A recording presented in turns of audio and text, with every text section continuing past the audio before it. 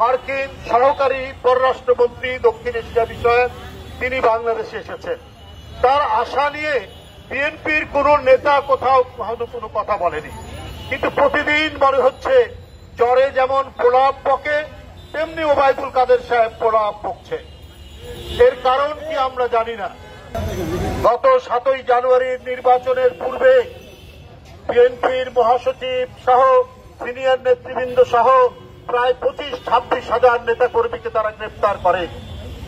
ওরা অংশগ্রহণ করার কথা বলে, কিন্তু তারা একতরফা নির্বাচন করতে চায়। তার প্রমাণ সারা বাংলাদেশ থেকে বিএনপি এবং যারা গণতন্ত্রের কথা বলে তাদেরকে বন্দী করে রাখে।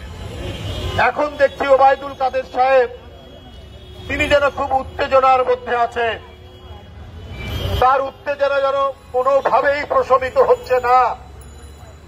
তিনি মানসিক অস্থিরতায় ভুগছেন বলে মনে হয়।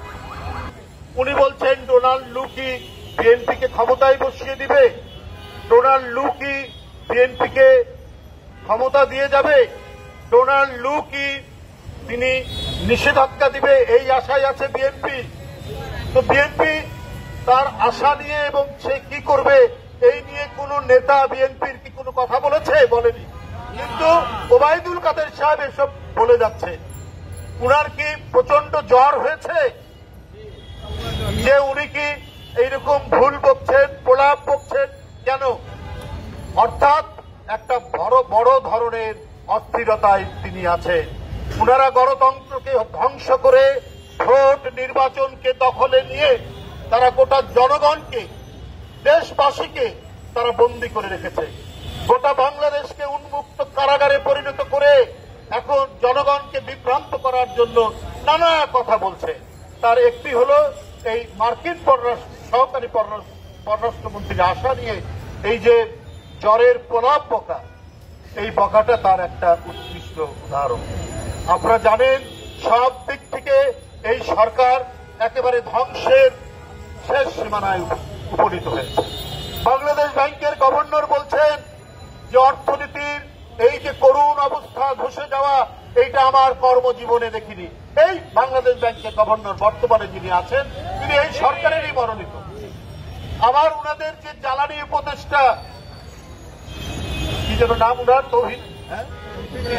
তৌফিক ইলাহি, উনি বলছেন যে বাংলাদেশে আজকের যে ভয়াবহ অর্থনৈতিক অবস্থা তার জন্য পশ্চিমারা ষড়যন্ত্র করছে।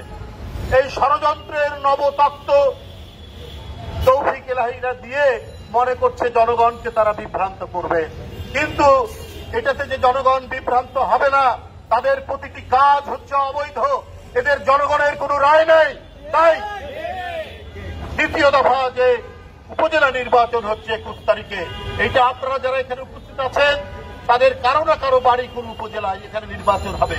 আপনারা বাড়িতে আপনাদের বাপ মা, আপনাদের প্রতিবেশী, আপনাদের আত্মীয় স্বজন, আপনাদের ভাই বোন, আপনাদের সন্তান যারা যেখানে আছেন উপজেলায় তাদেরকে বলবেন এই ঘৃণ্য দখলদার জনগণকে বন্দী করে রাখা এই সরকারের উপজেলা নির্বাচন তারা প্রত্যাখ্যান করবে, তারা বর্জন করবে।